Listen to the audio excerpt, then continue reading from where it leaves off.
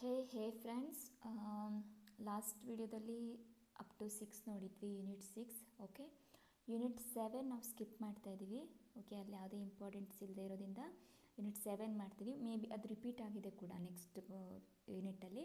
So ಅದಕ್ಕೆ ನಾವು unit 7ಅನ್ನು skip ಮಾಡ್ತಾ ಇದ್ದೀವಿ. Okay, that's very important announcement. Next coming to the unit 8, there are 10 points in unit 8. ಅಲ್ಲಿಗೆ ಅದು ಕಂಪ್ಲೀಟ್ ಆಗುತ್ತೆ. ಮತ್ತು ಇದು ಕೂಡ ನಮ್ಮ ನೆಕ್ಸ್ಟ್ ವೀಡಿಯೋಸಲ್ಲಿ, ನೆಕ್ಸ್ಟ್ ಯೂನಿಟ್ ಮಾಡ್ಯೂಲ್ಸಲ್ಲಿ ಬರ್ತಾ ಇರುವಂಥ ಟಾಪಿಕ್ ಆಗೋದಕ್ಕೆ ತುಂಬ ಶಾರ್ಟಾಗಿ ಯೂನಿಟ್ 8ಅನ್ನು ಇಲ್ಲಿ ಕವರ್ ಮಾಡ್ತಾಯಿದ್ದೀನಿ. Fine. Spot and forward rates. Okay, ಅದು ಗೊತ್ತು. ಸ್ಪಾಟ್ ಫಾರ್ವರ್ಡ್ ಅಂತ ನೋಡಿದ್ವಿ, ಅಲ್ಲಿ ಫಾರ್ವರ್ಡ್ ಮತ್ತು ಫ್ಯೂಚರ್ ನಡುವೆ ಡಿಫ್ರೆನ್ಸ್ ನೋಡಿದ್ವಿ.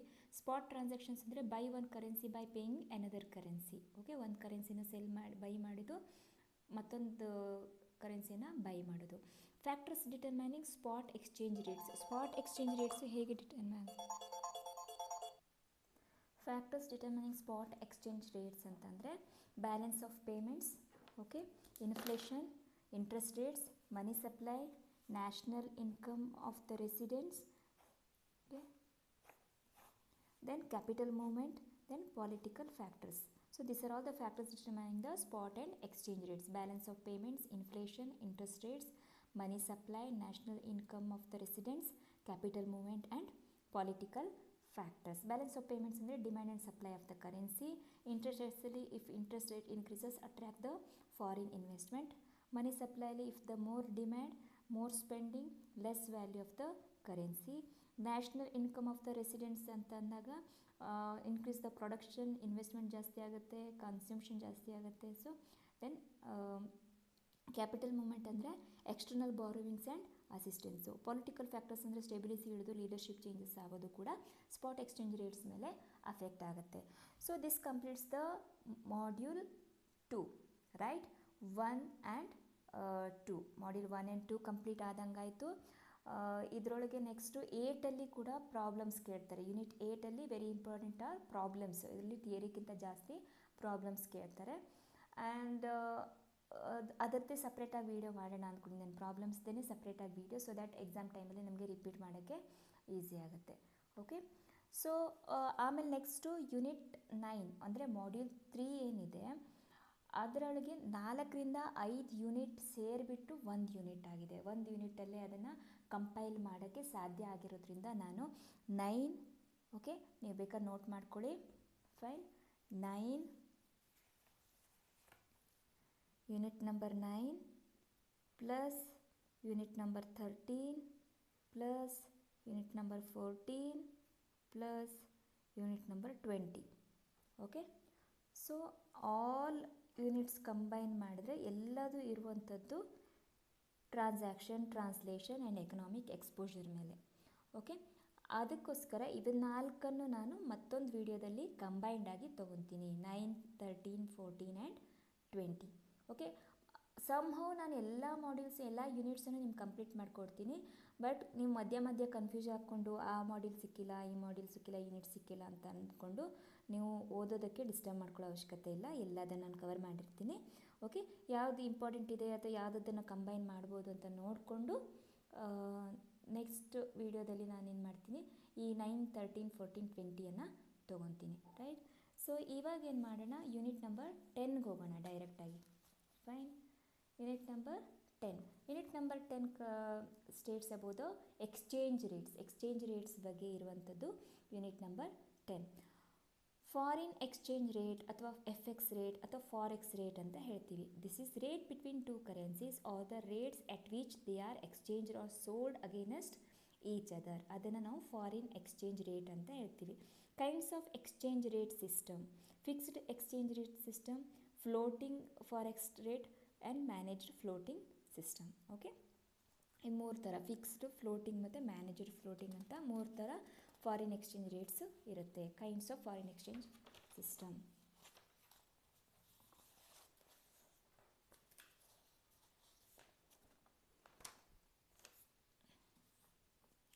Next fixed exchange rate system ಅಥವಾ ಪೆಗ್ಡ್ ಎಕ್ಸ್ಚೇಂಜ್ ರೇಟ್ ಸಿಸ್ಟಮ್ ಅಂತಲೂ ಹೇಳ್ತಾರೆ. ಅದಕ್ಕೆ fixed exchange rate system or pegged exchange rate system.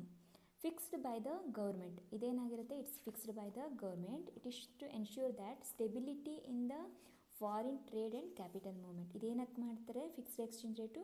To get the stability in the foreign trade and capital movement. Buy weaker and seller when currency stronger ಇದ್ದಾಗ sell ಮಾಡೋದು, weak ಇದ್ದಾಗ buy ಮಾಡೋದು. Okay, government maintain large reserves ಇದರೊಳಗೆ. Under the system each country keeps value of its currency fixed in terms of some external standard. Okay, external standard ಅಂದರೆ gold, silver, metal, countries currency ಆ ಥರ. Under this system each country keeps value of its currency fixed in terms of some external standard. When value of the domestic currency is tied to the value of another currency is known as pegging. Pegging ಅಂತ ಕೇಳ್ತಾರೆ. Pegging ಅಂದ್ರೆ ಏನು? When value of the domestic currency is tied with the value of another currency is known as pegging. Then when value of the currency is fixed in terms of some other currency in terms of gold, known as parity value. Okay, when value of currency is fixed in terms of some other currency in terms of gold, ಅದನ್ನು parity value of the currency ಅಂತ ಹೇಳ್ತೀವಿ. Fine. Then devaluation ಅಂತಂದ್ರೇನು? Devaluation is the reduction in the price of the domestic currency in terms of all foreign currencies. Under fixed exchange rate regime, by government revaluation increases the value. Devaluation ಅಂತಂದರೆ reduction in the price of the domestic currency. Okay, ಅದನ್ನೇನಂತೀವಿ ನಾವು? In terms of all foreign currencies under fixed exchange rate regime by the government. ಇದು ಯಾರು ಮಾಡೋದು? Government. Okay, exchange rate remain stable. Generally small variations ಇರುತ್ತೆ, but exchange rate stable ಆಗಿರುತ್ತೆ. So these are all the features of fixed exchange rate system. Fixed exchange rate system. It's fixed by the government. It is normally it is stable. It is stable because to stabilize the foreign trade and capital movement. Here buying the weaker currencies and selling when they are getting stronger. Then government maintain the larger reserves. If external standard is used like gold, silver, metal, countries currencies ಎಲ್ಲ use ಮಾಡ್ತೀವಿ. When value of the domestic currency is tied with the value of the another currency is known as pegging. Okay, then when value of the currency is fixed in terms of some other currency in terms of gold ಅಂತಂದಾಗನ್ನ parity value of the currency ಅಂತ ಹೇಳ್ತೀವಿ. Devaluation ಮಾಡ್ತಿರುತ್ತೆ. Reduction in the price of the domestic currency in terms of all foreign currencies under fixed exchange rate regime by the government is called as devaluation. If it is increases the value of the currency, then domestic currency is known as revaluation. Okay, then coming to the flexible or floating exchange rate system. Flexible or floating exchange rate system. Exchange determined by forces of demand and supply. ಅಲ್ಲೇನು ಮಾಡಿದ್ವಿ? Fixed exchange ರೇಟಲ್ಲಿ ಅದು government fix ಮಾಡೋದಾಗಿತ್ತು. ಇದೇನಾಗುತ್ತೆ? Exchange determined by forces of demand and supply of different currencies in the foreign exchange market. Foreign ಎಕ್ಸ್ಚೇಂಜಲ್ಲಿ different currencies ಮೂಲಕ demand and supply ಪ್ರಕಾರ ನಾವು ಚೇಂಜಸ್ ಮಾಡಿದ್ರೆ ಎಕ್ಸ್ಚೇಂಜ್ ರೇಟಲ್ಲಿ ಅದನ್ನು ನಾವೇನಂತೀವಿ? ಫ್ಲೆಕ್ಸಿಬಲ್ ಎಕ್ಸ್ಚೇಂಜ್ ರೇಟ್ ಸಿಸ್ಟಮ್ ಅಂತ ಹೇಳ್ತೀವಿ. ಓಕೆ, ಸೊ ನೆಕ್ಸ್ಟ್ ವ್ಯಾಲ್ಯೂ ಇಲ್ಲೇನಿರುತ್ತೆ? Value of the currency allowed to fluctuate freely. ಇಲ್ಲೇನಾಗುತ್ತೆ? ವ್ಯಾಲ್ಯೂ ಏನಾಗುತ್ತೆ? ಫ್ರೀಯಾಗಿ ಫ್ಲಕ್ಚುಯೇಟ್ ಆಗುತ್ತೆ. Okay, then according to the demand and supply. No official intervention in the foreign exchange market. Exchange is determined by the market. Okay, by the market through interactions of thousands of banks, firms and other institutions seeking to buy and sell. Right, ಅದರ opposite, exact opposite ಇದು fixed exchange ರೇಟ್ದ opposite ಏನು? ಇಲ್ಲಿ ಯಾವುದೇ government interventions ಇಲ್ಲ, ಯಾವುದೇ official interventions ಇಲ್ಲ, ಎಲ್ಲ market through ಆಗುತ್ತೆ with concern with the banks, firms and institutions and fluctuate, ಫ್ರೀಯಾಗಿ ಫ್ಲಕ್ಚುಯೇಟ್ ಆಗಿಬಿಡ್ತಾರೆ ಡಿಮ್ಯಾಂಡ್ ಸಪ್ಲೈ ಬೇಸಿಸ್ ಮೇಲೆ. Okay, that is flexible exchange rate system. Then managed floating rate system ಅಂತಲೂ ಇದೆ, third one. Right, managed floating rate system.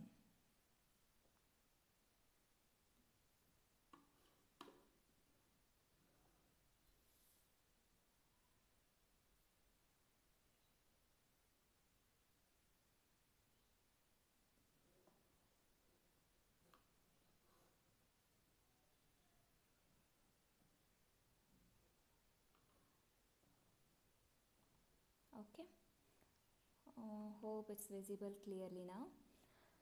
Then managed floating rate system ಅಂತಂದರೆ foreign exchange rate determined by the market forces, okay, and central bank. Influences the exchange rate through the intervention in the forex market. ಇಲ್ಲೇನಾಗುತ್ತೆ, market forces demand and supply plus central bank ಇದೆರಡು ಇದು ಮಾಡಿ floating ರೇಟನ್ನು fix ಮಾಡ್ತವೆ. Hybrid of fixed and floating rate, ಇದು fixed ಮತ್ತು ಫ್ಲೋಟಿಂಗ್ದು hybrid ಆಗಿರುತ್ತೆ. Okay, then central bank interface to restrict the fluctuations in exchange rate with certain limits. The aim is to keep exchange rate close to desired target values. Target values ಇರುತ್ತೆ, plus ಇಲ್ಲಿ central bank interfere ಆಗುತ್ತೆ. Central bank maintains reserves for forex to ensure that the exchange rate stays within the targeted value. Central bank maintains the reserves, also known as dirty floating. Okay, also known as dirty floating. So these are the features of managed floating rate system. Hybrid of the fixed and floating exchange rate system. It is determined by the market forces and central bank influences the interference in the restrict the fluctuations. Central bank maintains some reserves and it is known as dirty floating. Okay, these are the three kinds of exchange rate: floating, free and managed floating rate system. Next, determination of the exchange rates. Exchange rate ಯಾವ್ಯಾವ್ದ್ರ ಮೇಲೆ depend ಆಗಿರುತ್ತೆ? Balance of payments, right? Balance of payments, demand and supply, purchasing power parity, okay, interest rates, next prices and exchange rates, managed floats, parity conditions. Determination of the exchange rates ಯಾವುದಾದ ಮೇಲೆ ಆಗುತ್ತೆ? Balance of payments, demand and supply, purchasing power parity, interest rates, prices and exchange rates, managed floats and parity conditions. Then theories of exchange rate. Theories of exchange rate ಯಾವುದಿದೆ? Purchasing power parity theory, ಆಮೇಲೆ balance of payment theory, portfolio balance theory, demand and supply theory, monetary theory and mint parity theory. These are the 6 different theories of exchange rate. Theories of exchange rate, okay? One of the important. Purchasing power parity theory ಅಂದ್ರೇನು? Law of one price. Price levels between the two countries should be equivalent to one another after exchange rate adjustment. Otherwise, arbitrage opportunity is created. Okay, purchasing power parity theory ಅಂದ್ರೆ ಏನಿರುತ್ತೆ? Law of one price ಅಂತ ಹೇಳ್ತಾರೆ. ಅಂದರೆ ಯಾವುದೇ ಕಂಟ್ರಿಯಲ್ಲಿ ಆ ಪ್ರಾಡಕ್ಟಿಗೆ ಆ country currency ವ್ಯಾಲ್ಯೂಗೆ ಏನು ಮಾಡಿದಾಗ ಅದರದ್ದು ವ್ಯಾಲ್ಯೂ ಕರೆಕ್ಟ್ ಆಗಿರಬೇಕು. For example, fine, 1 kg, okay, 1 kg of for example 1 kg ಎಂತೋಣ, 1 kg of, okay, some variety, maybe apple variety. Okay, 1 kg of apple, ಅದರಲ್ಲಿ ಪಿಂಕ್ ಲೇಡಿ ತುಂಬ ಚೆನ್ನಾಗಿರುವಂಥ variety. Okay, so 1 kg of apple, pink lady apple, cost is around 280 to 300 rupees ರೇಂಜಲ್ಲಿರುತ್ತೆ. ಎಲ್ಲಿ? ನಮ್ಮ ಇಂಡಿಯಾದಲ್ಲಿ, right? So 300 rupees in India. ಇದನ್ನು ನಾವು ಏನು ಮಾಡ್ತೀವಿ? ಪೌಂಡ್ಸಲ್ಲಿ, ಓಕೆ, ಲಂಡನ್ ಕರೆನ್ಸಿಯಲ್ಲಿ ಚೇಂಜ್ ಮಾಡ್ತೀವಿ. ಲಂಡನ್ ಕರೆನ್ಸಿ ಚೇಂಜ್ ಮಾಡಿದಾಗ ಇದು for example 100 rupees is equal to 1 pound ಅಂತಂದರೆ, so 300 rupees is equal to 3 pounds. So ನಾವು ಈ ಆ್ಯಪಲನ್ನು, ಪಿಂಕ್ ಲೇಡಿ ಆ್ಯಪಲನ್ನು ಯುರೋಪಲ್ಲಿ ತೊಗೊಂಡ್ರೂ ಕೂಡ ನಮಗೆ 3 poundsಗೆ ಅದು ಸಿಗಬೇಕು. ಅಂದರೆ ಅದರ ಪ್ರೈಸ್ ಈಕ್ವಲ್, ನಮ್ಮ ಏನು 300 rupees ಇತ್ತು 300ಗೆ ಈಕ್ವಲ್ ಆಗಿದೆ ಕರೆನ್ಸಿ. ಆಗ ಅದನ್ನು ಪರ್ಚೇಸಿಂಗ್ ಪವರ್ ಪ್ಯಾರಿಟಿ ಅಂತ ಹೇಳ್ಬೋದು. Okay, price levels between the two countries should be equivalent to one another after exchange rate adjustment. Otherwise ಒಂದು ವೇಳೆ ಹೀಗಿಲ್ಲ ಅಂತಂದರೆ, ಇಲ್ಲಿ 3 poundsಗೆ ಸಿಗ್ತಾ ಇದೆ, ಇಲ್ಲಿ 4 poundsಗೆ ಸಿಗ್ತಾ ಇದೆ ಅಂದರೆ difference between 1 pound is equal to 100 rupees ಅಂದಾಗ ಅಲ್ಲಿ ಆರ್ಬಿಟ್ರೇಜ್, ಅಂದರೆ ಇಲ್ಲಿ ಬೈ ಮಾಡಿ ಇಲ್ಲಿ ಸೇಲ್ ಮಾಡುವಂಥ ಒಂದು ಆರ್ಬಿಟ್ರೇಜ್ ಆಪರ್ಚುನಿಟಿ ಕೂಡ ರೈಸ್ ಆಗೋ ಚಾನ್ಸಸ್ ಇರುತ್ತೆ ಅಂತ ಹೇಳ್ತಾರೆ. Then demand and supply theory. Demand from rupees comes from several sources like Indian export of goods and services, travel by foreigners in India and inflows of funds on account of gifts, charities, remittances, okay, of earnings from abroad, loans, investments and ತುಂಬ ಥರದಲ್ಲಿ demand from rupees ಆಗುತ್ತೆ. Okay, so ಇದನ್ನು ನಾವೇನಂತೀವಿ? Demand and supply theory ಅಂತ ಹೇಳ್ತೀವಿ. Fine. Next coming to the mint parity theory. Mint parity ಥಿಯರಿಯಲ್ಲಿ when the currency of two countries are on a metallic standard.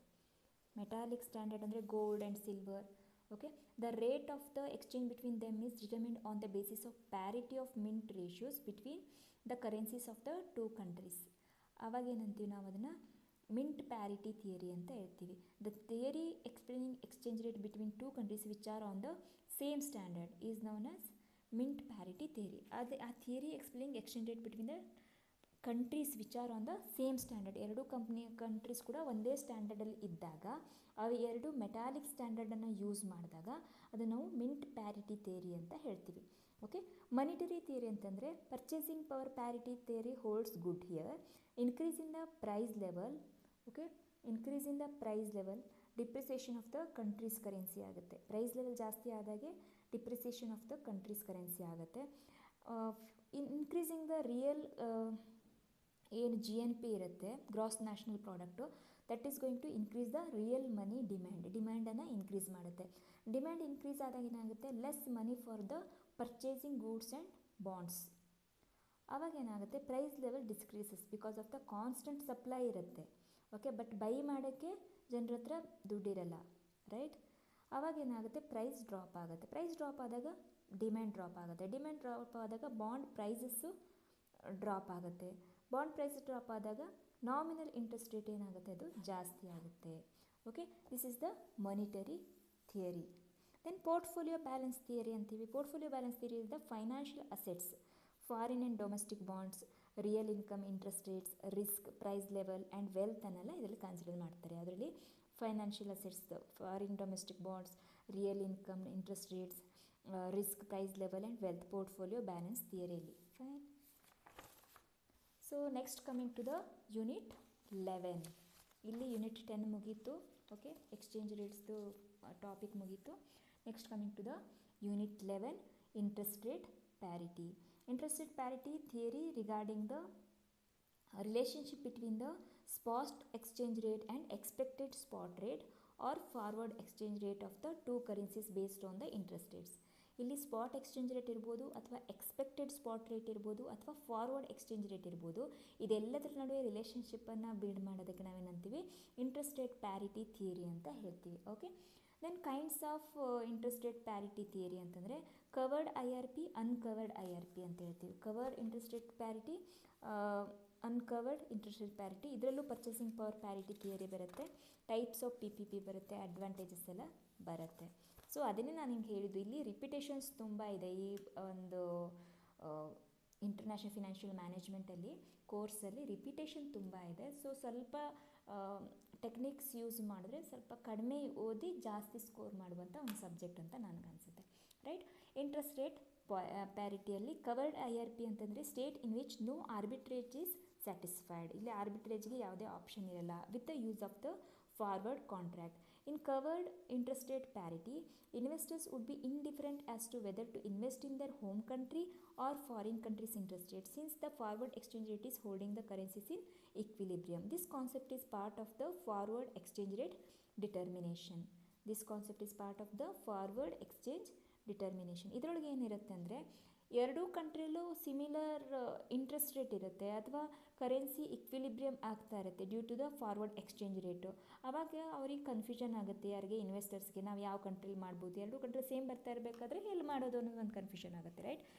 So ಅದನ್ನು ನಾವು covered IRP ಅಂತ ಹೇಳ್ತೀವಿ. ಇಲ್ಲಿ ಆರ್ಬಿಟ್ರೇಜ್ಗೆ ಜಾಸ್ತಿ ಅವಕಾಶ ಇಲ್ಲ. ಓಕೆ, ಕವರ್ಡ್ IRPಯಲ್ಲಿ. ನೆಕ್ಸ್ಟು ಅನ್ಕವರ್ಡ್ IRP ಅಂತಂದರೆ, ಅನ್ಕವರ್ಡ್ IRP ಬಂದು ಇಂಟ್ರೆಸ್ಟ್ ರೇಟ್ ಪ್ಯಾರಿಟಿಲಿ state in which no arbitrage is satisfied without use of the forward contract. ಇಲ್ಲಿ ಫಾರ್ವರ್ಡ್ ಕಾಂಟ್ರಾಕ್ಟ್ ಯೂಸ್ ಮಾಡಿದ್ರೆ ಆರ್ಬಿಟ್ರೇಜ್ ಮಾಡೋಕ್ಕೆ ಯಾವುದೇ ಅವಕಾಶ ಇಲ್ಲ. ಓಕೆ, ಕವರ್ಡ್ IRPಯಲ್ಲಿ. ಅನ್ಕವರ್ಡ್ IRPಯಲ್ಲಿ arbitrage no arbitrage is satisfied without use of the forward contract. Forward contract ಇದ್ದರೆ ಮಾತ್ರ ಆರ್ಬಿಟ್ರೇಜ್ ಮಾಡೋಕ್ಕೆ ಸಾಧ್ಯ ಆಗುವಂಥದ್ದು ಅನ್ಕವರ್ಡ್ IRPಯಲ್ಲಿ. It is part of the expected spot exchange rate determination. ಇದೇನಿರುತ್ತೆ, it is the part of the expected spot exchange rate determination. ಇದೇನದು covered IRP ಬಂದು it's a part of the forward exchange rate determination. Uncovered IRP ಏನಿರುತ್ತೆ, ಇಲ್ಲಿ expected spot exchange rate determination ಮೇಲೆ depend ಆಗಿರುತ್ತೆ. So ಇಲ್ಲೊಂದು ಸಣ್ಣ formula ಕೊಟ್ಟಿದ್ದಾರೆ. ಕವರ್ಡಲ್ಲಿ ಯಾವ ಥರ ಇರುತ್ತೆ, ಅನ್ಕವರ್ಡ್ IRPಯಲ್ಲಿ ಯಾವ ಥರ ಇರುತ್ತೆ. STAB, okay, 1 plus I A 1 plus I B T A divide by T same ಇದೆ. ಇಲ್ಲಿ ಜಸ್ಟ್ ಇಲ್ಲೊಂದಿರುತ್ತೆ, ಇಲ್ಲಿ ಫಾರ್ವರ್ಡ್ ಅಂತ ಎಫ್ ಅಂತ ತೊಗೊಳ್ತೀವಿ, ಇಲ್ಲಿ ಸ್ಪಾಟ್ಗೆ ಎಸ್ ಅಂತ ತೊಗೊತೀವಿ. Okay, uncovered I R P ಇಲ್ಲಿ ಅದೊಂದೇ ಡಿಫ್ರೆನ್ಸ್ ನನಗನ್ಸೋ ಮಟ್ಟಿಗೆ. ಎರಡು ಫಾರ್ಮುಲಾ ಸೇಮ್ ಇದೆ, right. So S T A by B ಅಂತಂದರೆ spot rate. Okay, S T by B ಅಂತಂದರೆ expected spot rate. Small T ಬಂದಾಗ spot rate in currency A per currency B. Okay, ಇಲ್ಲಿ spot rate ಬಂದು small T, expected spot ರೇಟಿಗೆ big T ಇದೆ, at time consider ಮಾಡ್ತಾರೆ per currency B. Then F T is the forward rate. Okay, I A ಅಂದರೆ interest rate of the country A, I B ಅಂದರೆ interest rate of the country B, T is time to expiration date. Okay, this is ಒಂದು formula ಕೊಟ್ಟಿದ್ದಾರೆ. ಇದೇನು ನಮಗೆ ಇಲ್ಲೇನು ಇದು ಕೇಳಲ್ಲ, like ಏನು ಪ್ರಾಬ್ಲಮ್ಸ್ ಅಂತ ಕೇಳಲ್ಲ, but in case interest rate parity note ಮಾಡಿ ಅಂತಂದರೆ ಬರೆಯೋಕ್ಕೆ ಒಂದು ಹೆಲ್ಪ್ ಆಗುತ್ತೆ. Fine. Purchasing power parity theory ನಾವು ಆಗಲೇ ಒಂದು ಸಲ ನೋಡಿದ್ವಿ, ಶಾರ್ಟಾಗಿ ನೋಡಿದ್ವಿ, ಇದು ಸ್ವಲ್ಪ ಡಿಟೇಲ್ ಆಗಿದೆ. Purchasing power parity theory tool based on the law of one price. Okay, ನಾನು ಆ್ಯಪಲ್ದು ಒಂದು ಎಕ್ಸಾಂಪಲ್ ಕೊಟ್ಟಿದ್ನಲ್ಲ, ಕಾಶ್ಮೀರ್ ಇದರ ಆ್ಯಪಲ್ಲು, pink lady apple. So law of one price used to determine the exchange rate of currencies while comparing the cost of living and wealth across the nations worldwide. ಏನಕ್ಕೆ use ಮಾಡ್ತಾರೆ? To know the cost of living and wealth. Types of purchasing power parity theory ಅಂತಂದರೆ absolute parity, relative parity, absolute parity and relative parity. Absolute parity ಬಂದು basket of identical products in one country will cost the same in another irrespective of the in which it is produced, excludes inflation. ಇಲ್ಲಿ inflation ಇಲ್ಲ ಅಂತ ಅಂದ್ಕೋತೀವಿ. Okay, ಆಮೇಲೆ country in which it is produced, ಎಲ್ಲಿ produce ಮಾಡಿದ್ದಾರೆ ಅಂತ ಅನ್ನೋದು matter ಇಲ್ಲ. ಎಲ್ಲ ಕಂಟ್ರಿಯಲ್ಲೂ ಏನಾಗಬೇಕು, ಐಡೆಂಟಿಕಲ್ ಪ್ರಾಡಕ್ಟ್ಸ್, ಸೇಮ್ ಪ್ರಾಡಕ್ಟ್ಸ್ ಇರಬೇಕು, ಎಲ್ಲ ಕಡೆ ಸೇಮ್ ಪ್ರೈಸ್ ಇರುತ್ತೆ ಅಂತ ಹೇಳ್ತಾರೆ. That is absolute parity. Relative parity ಬಂದು ಇಟ್ ಇನ್ಕ್ಲೂಡ್ಸ್ ಇನ್ಫ್ಲೇಷನನ್ನು ಇನ್ಕ್ಲೂಡ್ ಮಾಡುತ್ತೆ ರಿಲೇಟಿವ್ ಪ್ಯಾರಿಟಿಯಲ್ಲಿ, stating that the exchange rate equals the price levels of the goods in long term. ಇದೇನು ಹೇಳುತ್ತೆ, ಎಕ್ಸ್ಚೇಂಜ್ ರೇಟಿಗೆ ಈಕ್ವಲ್ ಆಗಿ ಮಾಡ್ಬೋದು ನಾವು. ಓಕೆ, ಯಾಕಂದರೆ ನೋಡಿ, ಅಬ್ಸಲ್ಯೂಟ್ ಥಿಯರಿ ಪ್ರಕಾರ ಏನಾಗುತ್ತೆ, ಒಂದು ಬಾಸ್ಕೆಟ್ ಇರುತ್ತೆ ಅಂತ ಇಟ್ಕೊಳ್ಳಿ. ಬಾಸ್ಕೆಟ್ ಇನ್ ದ ಸೆನ್ಸ್ ಒಂದು ಬಾಸ್ಕೆಟ್ ಆಫ್ ಪ್ರಾಡಕ್ಟ್ಸ್ ಏನೇನೋ ಇದ್ದಿದ್ರಲ್ಲಿ ಮೇ ಬಿ ಸಮ್ ಫ್ರೂಟ್ಸ್ ಅಂತ ಇಟ್ಕೊಳ್ಳಿ, ಅಥವಾ ವೆಜಿಟೇಬಲ್ಸ್ ಅಂತ ಇಟ್ಕೊಳ್ಳಿ, ಏನೇನೋ ಒಂದಿಷ್ಟಿದೆ. ಅವೆಲ್ಲದ್ರದ್ದು ಪ್ರೈಸು ಇಂಡಿಯಾದಲ್ಲಿ ಹೇಗಿದೆ ಹಾಗೆ ಯು ಎಸ್ ಅಲ್ಲೂ ಇರಬೇಕು ಅಂತ ಹೇಳುತ್ತೆ, ಹಾಗೆಯೇ ಯುರೋಪಲ್ಲೂ ಇರಬೇಕು ಅಂತ ಹೇಳುತ್ತೆ. ಓಕೆ, ಅದು ಅಬ್ಸಲ್ಯೂಟ್ ಪ್ಯಾರಿಟಿ ಥಿಯರಿ. ಎಲ್ಲ ಕಡೆಯೂ ಇದ್ರದ್ದು ಏನು ಕಾಸ್ಟ್ ಇದೆ, ಓಕೆ, ಅದು ಸೇಮ್ ಇರಬೇಕು ಅಂತ ಹೇಳುತ್ತೆ. ಅದು ಅಬ್ಸಲ್ಯೂಟ್ ಪ್ಯಾರಿಟಿ. ಇದೇನು ಹೇಳುತ್ತೆ, ರಿಲೇಟಿವ್ ಪ್ಯಾರಿಟಿ ಏನು ಹೇಳುತ್ತೆ, ನೀವು ಸೇಮ್ ಇರುತ್ತೆ ನಿಜ, ಇನ್ಫ್ಲೇಷನ್ನ ಇನ್ಕ್ಲೂಡ್ ಮಾಡಿಕೊಂಡು ಆ ಕಂಟ್ರಿ ಕರೆನ್ಸಿಗೆ ಈಕ್ವಲ್ ಆಗಿ ಹೋಗುತ್ತೆ ಅಂತ ಹೇಳೋದು ರಿಲೇಟಿವ್ ಪ್ಯಾರಿಟಿ. ಓಕೆ, ಸೊ ಇದಕ್ಕೆ ಒಂದು ಫಾರ್ಮುಲಾ ಇದೆ.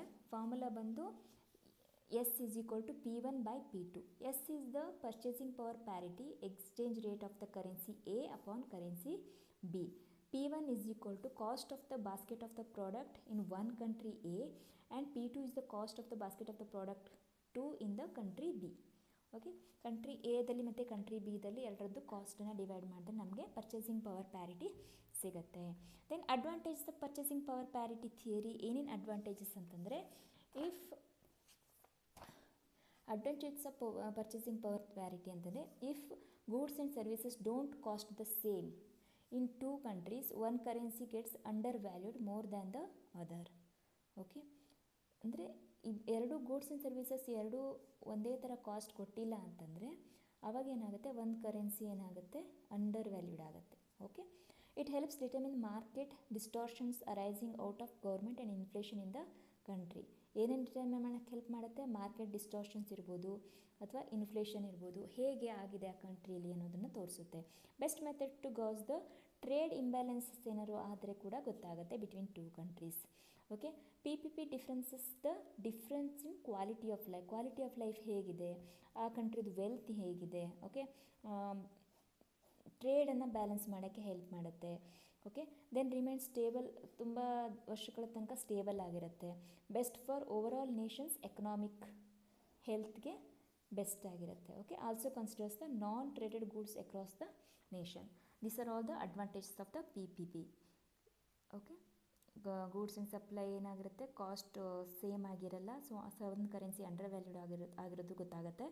ಆಮೇಲೆ ಡಿಟರ್ಮಿನ್ ಮಾರ್ಕೆಟ್ ಡಿಸ್ಟೋರ್ಷನ್ಸ್ ಗೊತ್ತಾಗುತ್ತೆ, ಇನ್ಫ್ಲೇಷನ್ಸ್ ಗೊತ್ತಾಗುತ್ತೆ, ಟ್ರೇಡ್ ಇಂಬ್ಯಾಲೆನ್ಸಸ್ ಗೊತ್ತಾಗುತ್ತೆ, ಆಮೇಲೆ ಕ್ವಾಲಿಟಿ ಆಫ್ ಲೈಫ್ ಗೊತ್ತಾಗುತ್ತೆ, ವೆಲ್ತ್ ಇರೋದು ಎಷ್ಟಿದೆ ಅಂತ ಗೊತ್ತಾಗುತ್ತೆ, ಟ್ರೇಡನ್ನು ಬ್ಯಾಲೆನ್ಸ್ ಮಾಡುತ್ತೆ, ದೆನ್ ತುಂಬ ವರ್ಷಗಳ ಕಾಲ ಸ್ಟೇಬಲ್ ಆಗಿರುತ್ತೆ, ಮತ್ತು ಎಕನಾಮಿಕ್ ಹೆಲ್ತಿಗೆ ತುಂಬ ಬೆಸ್ಟ್ ಆಗಿರುತ್ತೆ. So these are all the advantages of the purchasing power parity. Okay, so next coming to the internal Fisher's effect. ಇವೆಲ್ಲ ಇಂಡಿವಿಜುವಲ್ ಆಗು ಕೇಳ್ಬೋದು ನಿಮಗೆ. Okay, internal Fisher effect. Internal Fisher effect complete ಮಾಡಿದ್ಮೇಲೆ ನಾವು next ವೀಡಿಯೋದಲ್ಲಿ unit 12 ತೊಗೊಳ್ಳೋಣ. Okay, internal Fisher's effect ಅಂತಂದರೆ it is the differences between the nominal interest rates in 2 countries is directly proportional to the changes in the exchange rate of their currencies at any given time. ಅವ್ರದ್ದು ಏನು interest rate ಇದೆ, okay, ಅದಕ್ಕೂ exchange ರೇಟ್ಗೂ direct relation ಇದೆ ಅಂತ ಹೇಳುತ್ತೆ. ಅದು internal Fisher effect, right. ಇದ್ರದ್ದು ಏನು ನಾಮಿನಲ್ ಇಂಟ್ರೆಸ್ಟ್ ರೇಟ್ ಏನಿದೆ, that is 2 countries is directly proportional to the changes in the exchange rate of their currencies. Changes in the exchange rate of their currencies ಅಂತ ಹೇಳುತ್ತೆ. Okay, to predict nations inflation rate, nominal interest rate means ಅಲ್ಲೇನಿರುತ್ತೆ inflation rate not adjusted for inflation rate. Okay, that is nominal.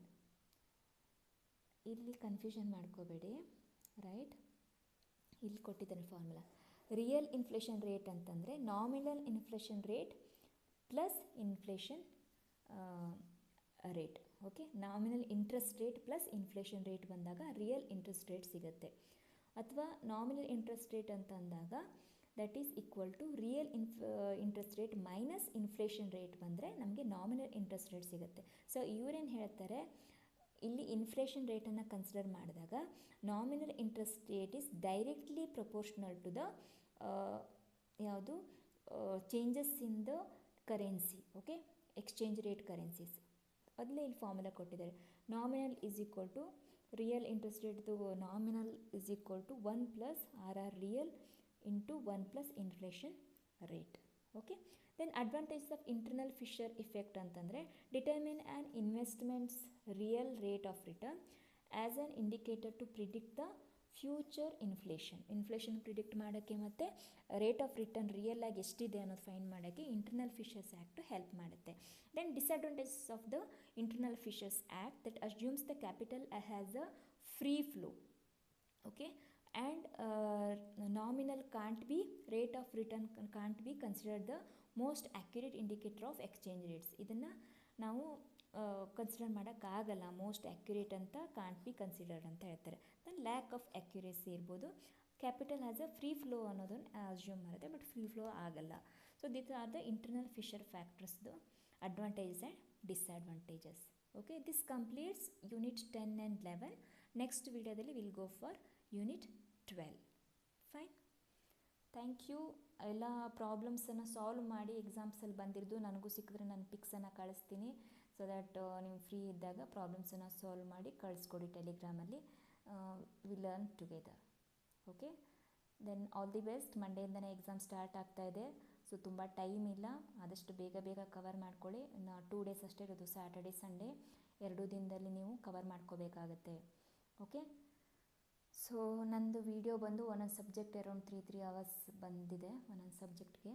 So it will take 6 subjects ಅಂತಂದರೆ 18 hours. But common subjects ಅಷ್ಟೇ ತೊಗೊಂಡ್ರೆ 9 hours ನಿಮ್ಗೆ complete ಆಗುತ್ತೆ. 9 hours in the sense 9 hours ಒಂದು ಸಲ ನೋಡಿದ್ರೆ full 6 subject ನಿಮಗೆ ಕವರ್ ಆಗುತ್ತೆ.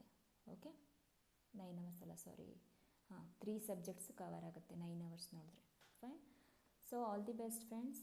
ಇನ್ನೇನಾದರೂ ಡಿಫ್ರೆನ್ಸಸ್ ಇದ್ದರೆ ಪ್ಲೀಸ್ ಕಮೆಂಟ್ ಮಾಡಿ.